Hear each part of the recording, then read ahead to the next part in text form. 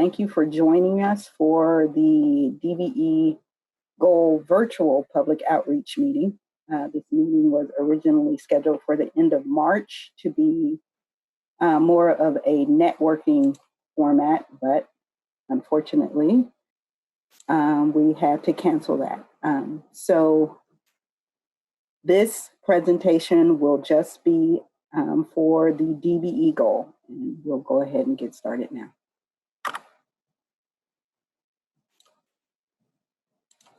Okay, my name is Stephanie Taylor. One of my roles here at the Department of Transportation for Cobb County is the DBE coordinator. My email is at the top of this slide.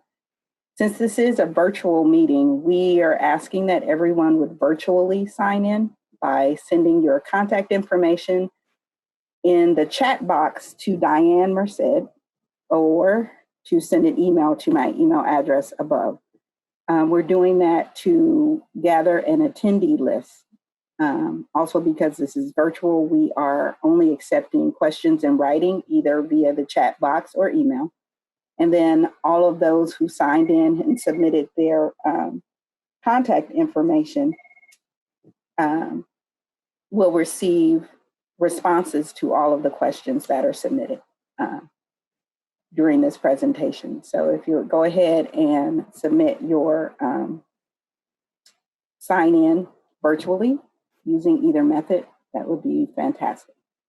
All of the attendees, again, are muted except for my wonderful teammate, Diane Merced, who is kind enough to volunteer to assist me today. She is monitoring the chat box and will help with gathering all of your questions from this presentation. Again, thank you for joining us today. First, I wanted to start off by saying who this presentation is directed toward.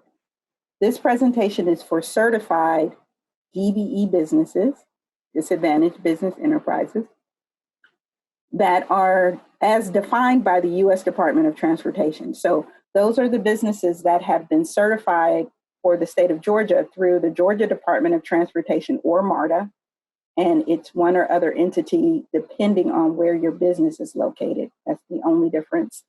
So this presentation is specifically for that category of business. Now, we understand that there are multiple other reputable and distinguished certifications through our sister government agencies, but this goal setting process is specifically for those businesses who are certified through Georgia Department of Transportation, or MARTA here in Georgia,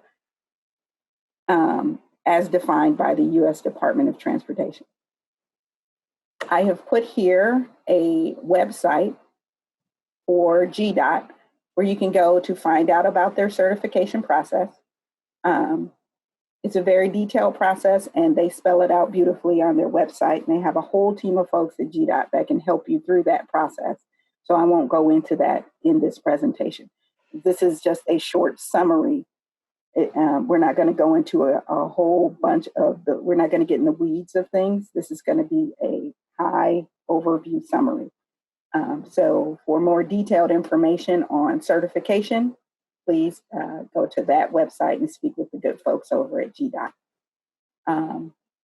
I've also added here where in the CFR, the Code of Federal Regulations, the certification standards are spelled out. So if you also wanted to do research on the federal side, this is where you would go to get that information.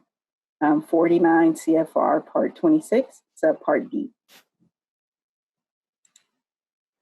Next, I want to talk briefly about why we're having this presentation and why we have DBE goals in the first place. So these are some of the objectives of the goal: to ensure non-discrimination in the award and administration of DOT-assisted contracts. Now that's the U.S. Department of Transportation, not specifically Cobb, but the U.S. Department of Transportation. And the department's highway, transit, and airport financial assistance programs to help remove barriers, to help level playing fields, and to help promote the use of DBEs in all types of federally assisted contracts. So this presentation is also because Cobb does receive federal aid from the U.S. Department of Transportation, Federal Highway Administration, and the FTA. So we must comply with the CFR, 49 CFR Part 26 in its totality. So that's one of the other reasons why we are having this presentation. And again, this is a quick overview, a summary. So here is a summary of the calculation process. How do we come up with our DBE goal for the next 3 fiscal years? And here are a few of the steps. Overall, it's based on CFR 49 CFR Part 26.45.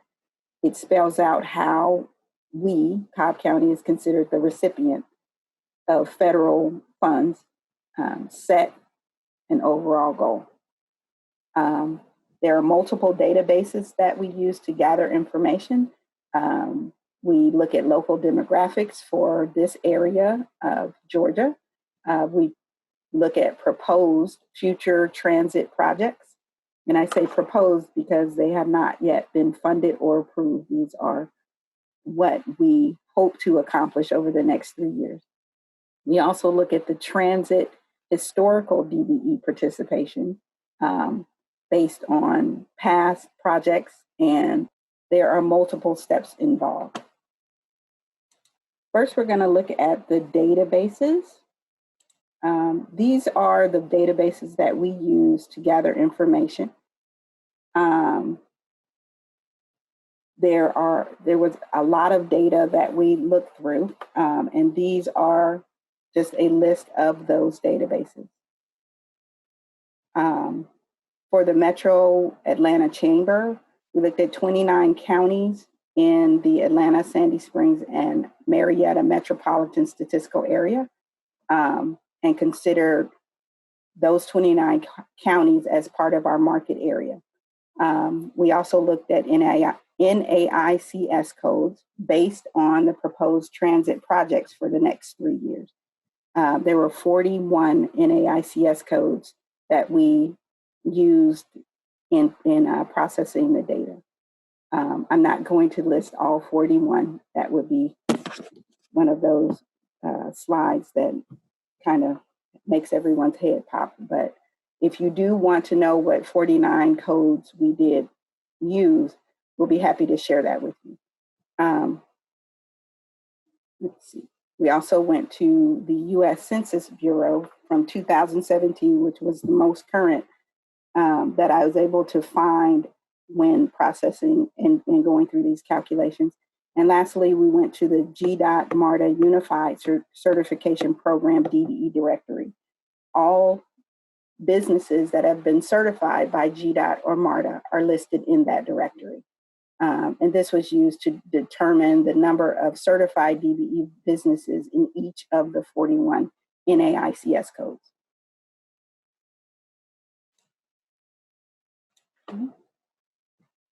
And this is the data analysis. These are the numbers. Once we went through all the data from all of those different databases, these were the number of businesses and number of certified DBEs in each of, based on the NAICS codes that we looked at, the number of total businesses and the number of certified businesses, again, based on the databases that were used and the NAICS codes that were used.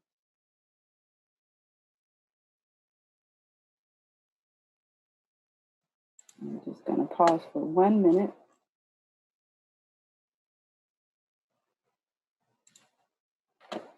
Diane, are there any questions that need to be addressed at this moment, or? No, ma'am. Okay, then we will move forward. Checking in with Diane.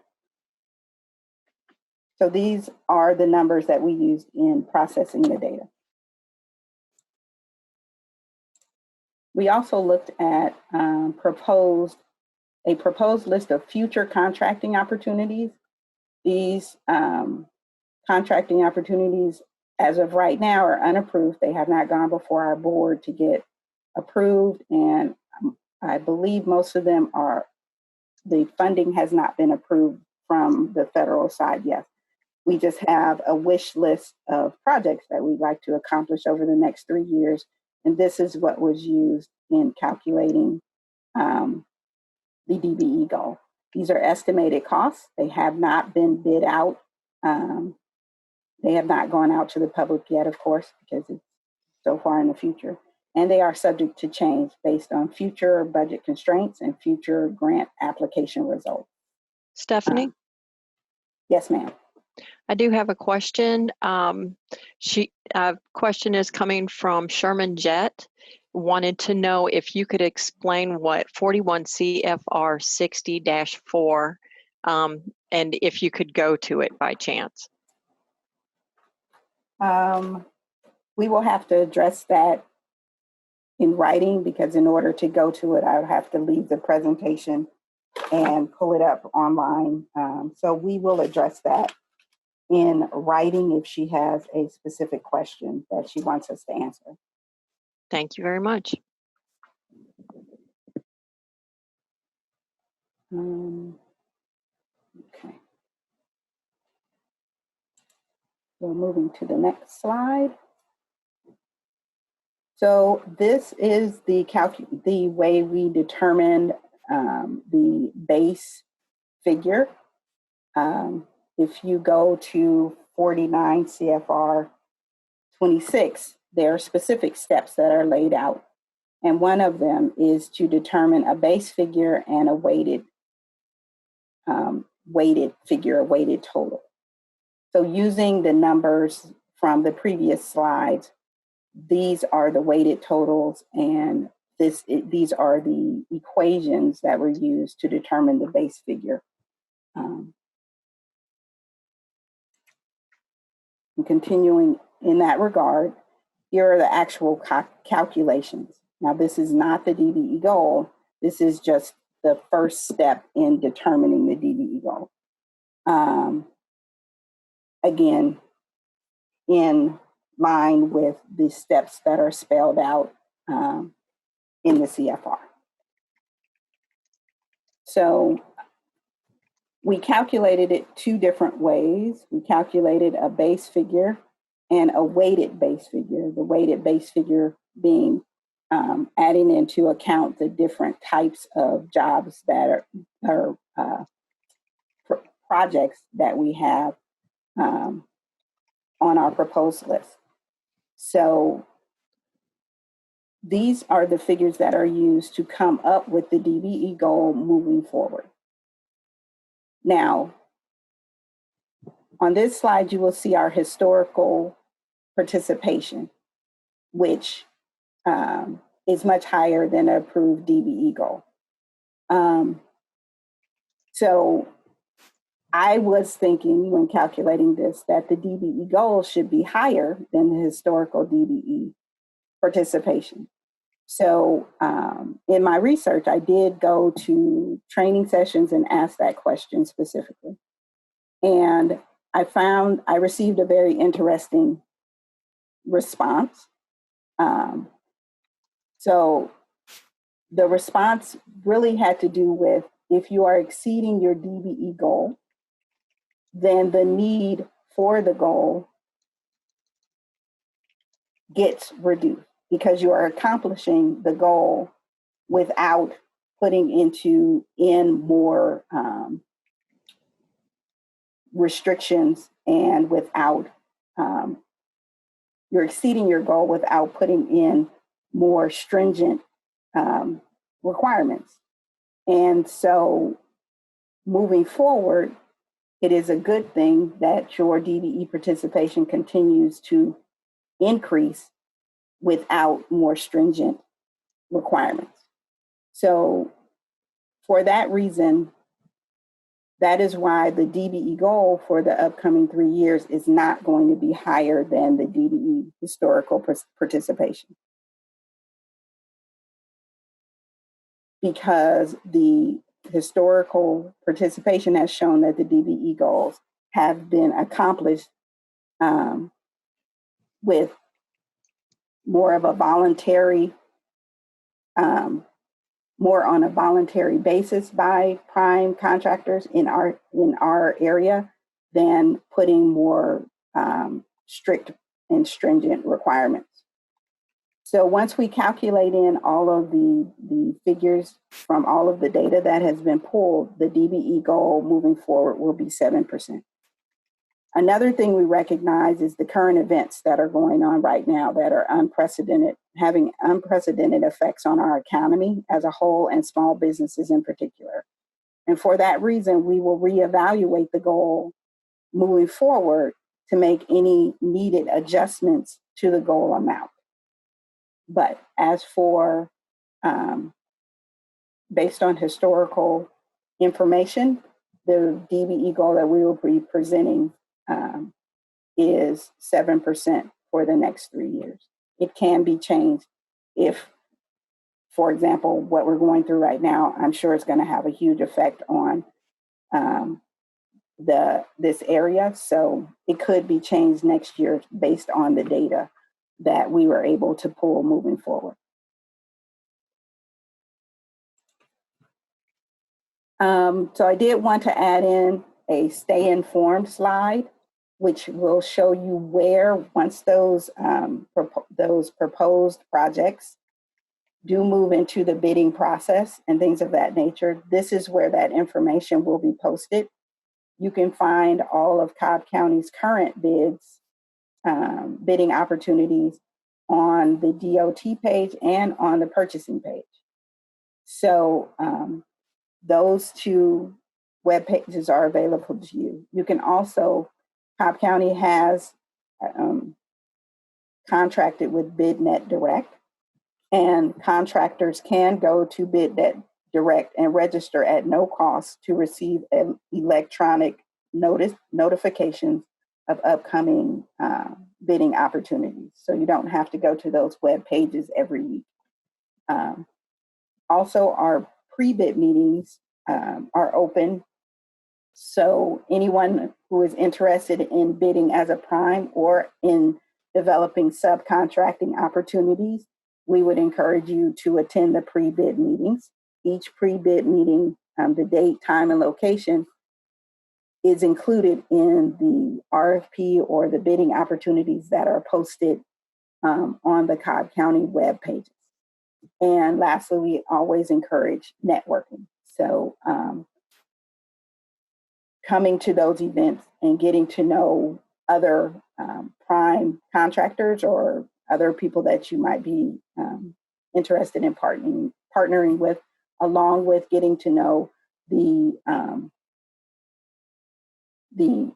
buyers here at Cobb County in our purchasing department, are good ways to network and let us know about the services that you have available. So on that note, my last slide is just my contact information. If anyone would like to come by or talk about the DBE goal moving forward, this is how I can be reached. And with that, I'll check in again with Diane. Are you able to see the folks that are virtually signing in, Diane? Yes, I am. I do have a couple of quick questions. Are the opportunities published only on the above mentioned sources or also on SAM? They are not on SAM.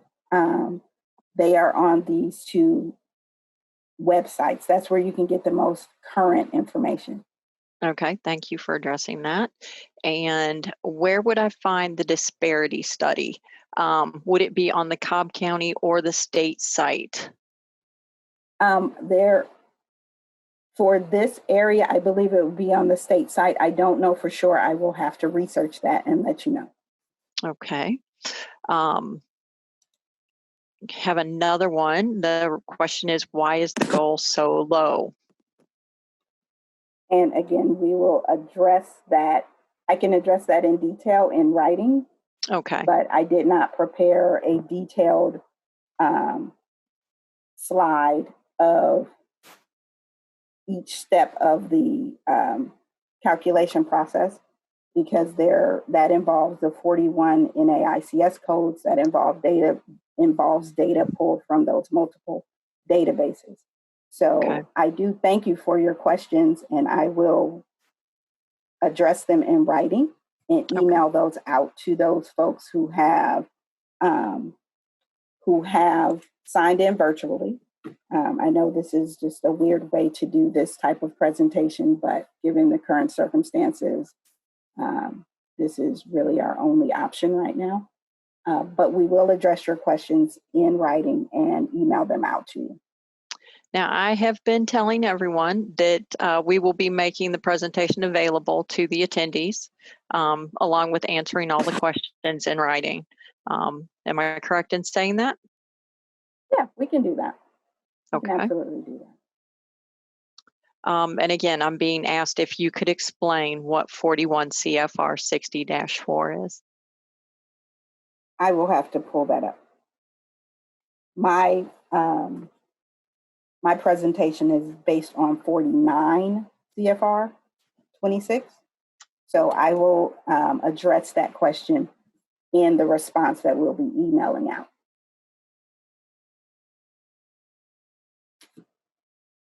And with that, if everyone could just please make sure you sign in so that you can receive those responses. I want to thank you for your time. I know you guys are really busy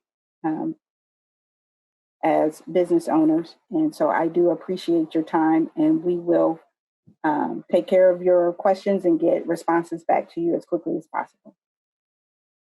And with that, that's the end of my presentation. So thank you again.